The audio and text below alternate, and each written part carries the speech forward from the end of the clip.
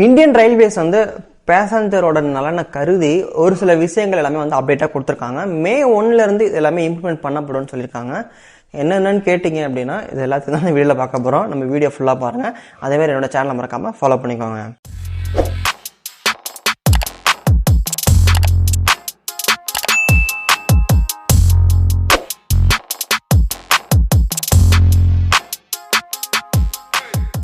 Hi guys, நாமத்துக்கு மறுபடியும் video first வந்து பார்க்குறீங்க அப்படின்னா மறக்காம சப்ஸ்கிரைப் பண்ணிக்கோங்க. ஒவ்வொரு சப்ஸ்கிரைபர் லிங்க்ஸ் ஷேர் பண்ணுற மோட்டிவேஷன் இருக்கும். இன்னும் கண்டென்ட் நம்ம சப்ஸ்கிரைப் பண்ணணும் ஒரு மோட்டிவேஷன் இருக்கும்.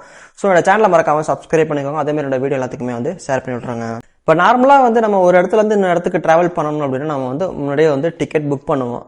ரிசர்வேஷன் டேஸ் வந்து ஒரு 120 டேஸ் இருந்துச்சு. அப்படியே புக் பண்ணிட்டோம், நமக்கு வெயிட்டிங் லிஸ்ட் வருதுன்னா நம்ம என்ன பண்ணுவோம், நம்ம வந்து ஏதாச்சும் ஒரு ரிசர்வேஷன் கோச்சில் ஏறி ட்ராவல் பண்ணி போவோம். அவங்க ட்ராவல் பண்ணி போகும்போது டிடிஆர் கேட்டாங்க அப்படின்னா இது மாதிரி என்கிட்ட வந்து வெயிட்டிங் லிஸ்ட் டிக்கெட் இருக்கு, அதனால தான் நான் இந்த கோச்சில் வர்றேன், எனக்கு ஏதாச்சும் டிக்கெட் இருந்தால் அலோகேட் பண்ணுங்கன்னு சொல்லி கேட்போம். இப்போ அதெல்லாம் கிடையவே கிடையாது. இப்போ நம்ம ப்ரியராக வந்து புக் பண்ணணும்னு வச்சுக்கோங்களேன், நீங்கள் எந்த டேட்டில் ட்ராவல் பண்ணுறீங்களோ அதில் வந்து 60 டேஸ் முன்னாடி மட்டும் தான் புக் பண்ண முடியும். முன்னாடி 120 டேஸ் இருந்துச்சு, இப்போ 60 டேஸாக மாற்றிட்டாங்க. அப்புறம் இன்னொரு விஷயம் என்னன்னா, நீங்கள் வந்து டிக்கெட் வந்து நீங்கள் நேராக போய் கவுண்டரில் எடுத்தாலும் இல்லை ஆன்லைனில் எடுத்தாலும் நீங்கள் எடுக்கிற டிக்கெட் வந்து உங்களுக்கு வந்து புக் ஆயிடுச்சுன்னா நோ இஷ்யூஸ். நீங்கள் எடுத்த டிக்கெட் வந்து வெயிட்டிங் லிஸ்ட்டாக விழுந்துருச்சு அப்படின்னா நீங்கள் வந்து ரிசர்வேஷன் கோச்சில் ஏறக்கூடாது. முன்னாடிலாம் என்ன பண்ணியிருப்போம், நம்ம ஏதோ ஒரு கோச்சில் ஏறி ட்ராவல் பண்ணி போவோம். ஆனால் இப்போ அது மாதிரி ஏறக்கூடாது. அப்படி நீங்கள் ஏறிட்டீங்க அப்படின்னா நீங்கள் வந்து ஏறுற அந்த கோச்சை பொறுத்து உங்களுக்கு ஃபைன் வந்து மாறும்.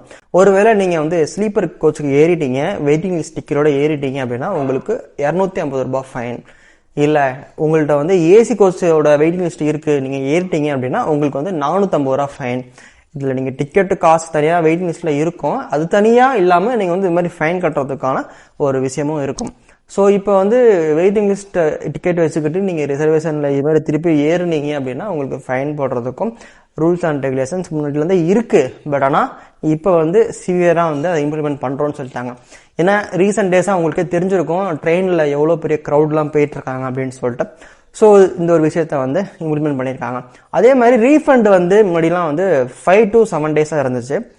இப்போ வந்து 24 48 ஹவர்ஸ், கிட்டத்தட்ட ஒரு நாள் இல்லாட்டி 2 நாள்லேயே வந்து உங்களுக்கு ரீஃபண்ட் ஆக வேண்டிய மணி எல்லாமே வந்து ரீஃபண்ட் ஆயிரும். அது மாதிரி இந்தியன் ரயில்வேஸ் வந்து ரிசர்வேஷன்னா இத்தனை சீட் இருக்கு, இத்தனை பேர் தான் ட்ராவல் பண்ணணும்னு சொல்றாங்கல்ல, அதே மாதிரி அன்ரிசர்வ் கோச்லையுமே எவ்வளோ பேர் நிற்க முடியுமோ அந்த அளவுக்கு மட்டும் டிக்கெட் கொடுங்க.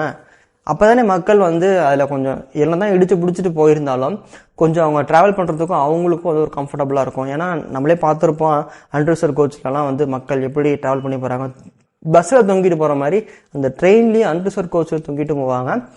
ஸோ இதை பற்றிலாம் நீங்கள் என்ன நினைக்கிறீங்கன்றத கமெண்ட்ஸில் கமெண்ட் பண்ணுங்கள். அதே மாதிரி வெயிட்டிங் லிஸ்ட்டுக்கு வந்து வேறு சில ரூல்ஸ் அண்ட் ரெகுலேஷன்ஸ் எல்லாம் கொடுத்தா நல்லாயிருக்கும். ஏன்னா நம்ம வெயிட்டிங் லிஸ்ட்டுன்றது வந்து நம்ம ரிசர்வ் பண்ணுற புக்கிங் அந்த காஸ்ட் தான் கொடுக்குறோம். அப்போ நம்ம புக்கிங் பண்ணிவிட்டு நம்ம ரிசர்வேஷனில் போகாமல் அன்ரிசர்வில் போகணுமா அப்படின்னு சொல்லிட்டு ஒரு சில இஷ்யூஸ் இருக்குல்ல. ஸோ அதனால் வெயிட்டிங் லிஸ்ட் வர்றவங்களுக்கு அவங்க மணி வந்து ரீஃபண்ட் ஆகுற மாதிரி வரணும். இல்லைனா அவங்களுக்கு தனியாக வேறு ஏதாவது ரூல்ஸ் அண்ட் ரெகுலேஷன் ஃபாலோ பண்ணணும். ஏன்னா அவங்க காசு போச்சு நின்றுட்டு தான் போகிறாங்க, அதுக்கு அன்ரிசர்வ் டிக்கெட் எடுத்துகிட்டு போயிட்டே இருக்கலாம்ல. ஸோ இதை பற்றி நீங்கள் என்ன நினைக்கிறீங்கன்றதை கமெண்ட் செக்ஷனில் கமெண்ட் பண்ணுங்கள். ஸோ நாளைக்கு வேறு ஒரு இன்ஃபர்மேஷன் சந்திப்போம். Bye bye.